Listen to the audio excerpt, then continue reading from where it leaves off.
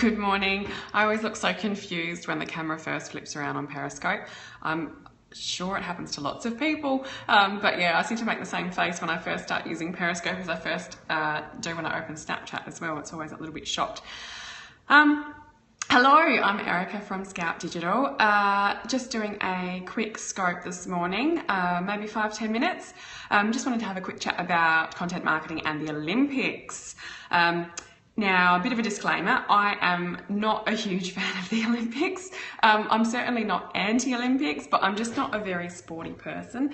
I don't mind attending sport and watching live sport, but it's certainly much more for the social aspect than actually watching and understanding the sport and watching sport on television is not something that really appeals to me as well. So it's certainly been on in our household. My husband is a huge sports fan, a huge Olympics fan, so it's been on in the background a lot for the last week and a bit, however long they've been going on.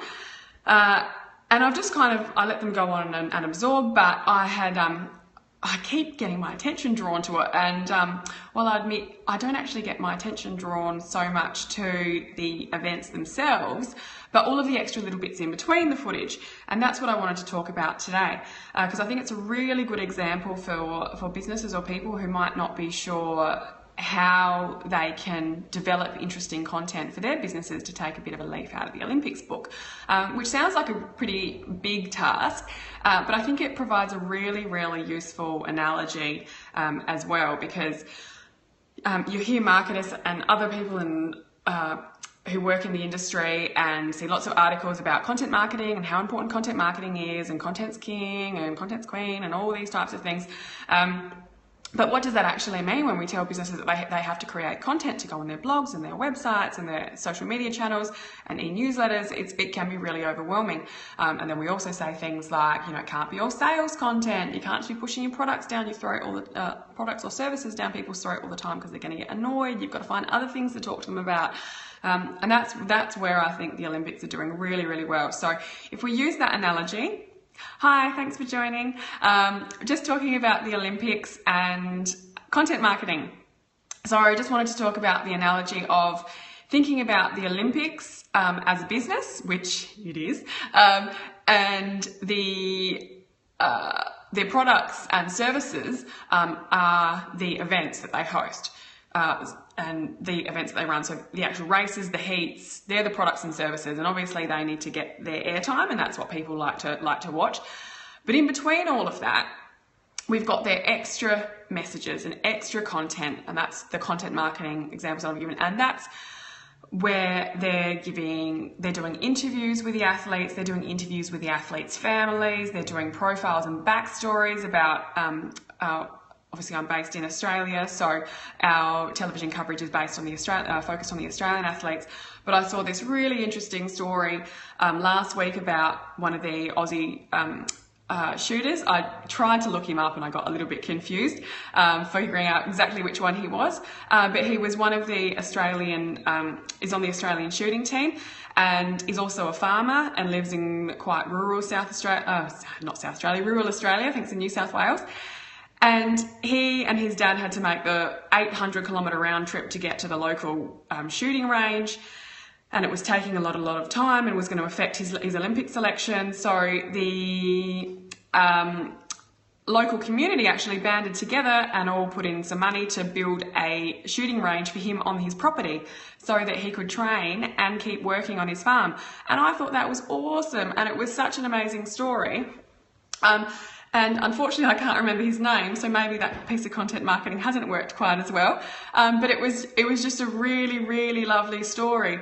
And it's those types of extra bits of content, whether you are the Olympics or whether you're a business, that create that emotional engagement and attachment between your organisation and your customers, and then also has that link to your products and services. So you don't need to be selling your products and services to people all the time, but you can give them this interesting information that relates to your products and services, that keeps them front of mind, gives you things to talk about with your friends and family, and then when you are ready to buy or your friends and family are ready to buy, or you're making that kind of purchase decision, it's those businesses that are going to be more front of mind because they've been giving you this other extra interesting information that has created that emotional connection with you. Another example of what I saw was like there's been a lot of really technical pieces of television, and one of them was about the kayaks, and it was specifically, they had this 3D hologram type thing on screen,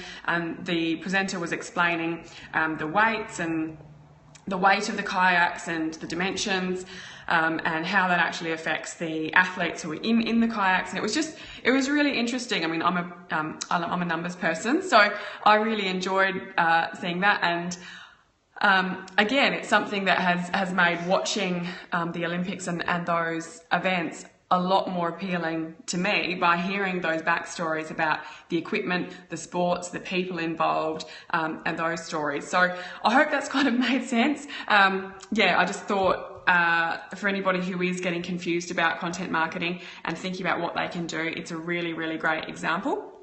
So for most businesses, you just need to think about extra things that are related to your business but aren't specifically sales related. So it might be product reviews, product case studies or service case studies, projects that you've been involved in, behind the scenes updates if there's something that you make or do, taking photos or videos and sharing that with people, doing a meet the team or a profiles. People love seeing the people who are actually involved in businesses and the people that they work with, and are helping them. Might be a demonstration of how you build and create your product or perform your service, a virtual tour of your office or your location, providing tips and advice.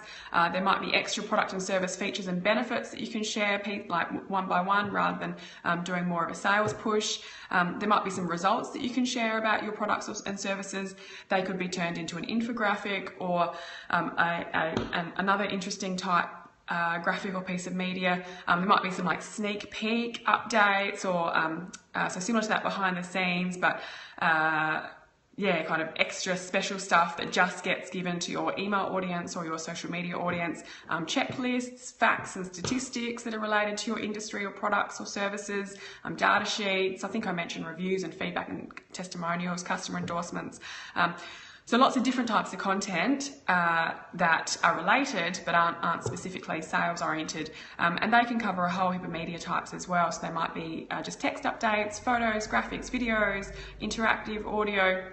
There's a lot of different ways you can create that type of content and use it across different platforms, so your website and your email and your social media, in slightly different ways, depending on how they relate to those different mediums. So hopefully that has given a little bit of advice to anybody who has been thinking about content marketing for their business. So yeah, think of it like the Olympics. The Olympics is the business, the races and the heats are the products and services, but all of the other stuff that the official presenters talk about, all the interviews, the behind the scenes, the race descriptions, the equipment descriptions, that's your extra content marketing that really creates that emotional connection with the audience and what makes them want to watch more and more and more of the actual sports. So another thing quickly before I go, I just wanted to show, I'm not sure if anybody has actually seen, like Google's put out they have a custom search engine results page for the Olympics at the moment, which is pretty cool. So I'll just flip this around and you'll probably get my confused face again. Come on screen. Here we go.